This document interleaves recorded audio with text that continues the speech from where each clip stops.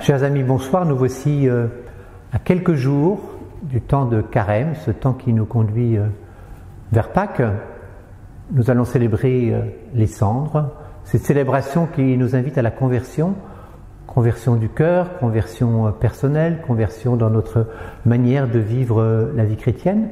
Mais c'est aussi sans doute une conversion pour les communautés chrétiennes, comment elles voient leur responsabilité dans l'annonce de la bonne nouvelle du Christ, dans la célébration de Jésus-Christ, au cœur principalement de l'Eucharistie, mais aussi dans le souci de la charité. Il est vrai que le temps de Carême nous porte peut-être davantage sur le souci de la charité. Et puis dans quelques jours, nous aurons l'appel décisif des catéchumènes, de tous ceux et celles qui ont rejoint l'Église et qui vont recevoir à Pâques et pendant le temps pascal jusqu'à Pentecôte les sacrements de l'initiation chrétienne, le baptême, la confirmation et l'Eucharistie. L'arrivée des catéchumènes dans les communautés chrétiennes, c'est vraiment le souffle de l'Esprit qui se manifeste.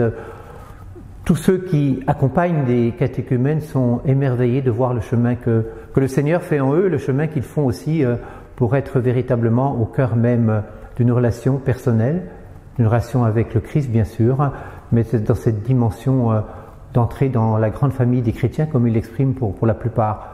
L'appel décisif, c'est cette célébration où l'Église reconnaît qu'ils sont candidats à ce temps de célébration des sacrements d'initiation chrétienne. Nous les accompagnons lorsqu'ils sont en chemin.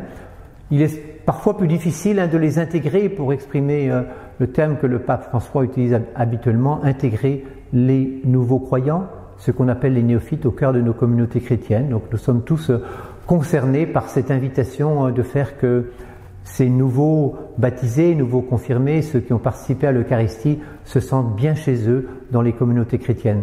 Voilà, que ce temps de Carême soit véritablement un temps de conversion dans le chemin que le diocèse prend autour de cette conversion pastorale personnelle à laquelle nous sommes tous appelés, également la transformation de nos communautés et puis bien sûr la réforme des territoires. J'ai envie de dire, comme le pape François nous le dit, avançons, passons sur l'autre rive, comme on le trouve dans les évangiles, et puis cette parole si forte du pape Jean-Paul II, n'ayez pas peur, alors que chacun d'entre nous pense que le Seigneur est avec eux et qu'il accompagne notre Église diocésaine vers cette montée vers Pâques.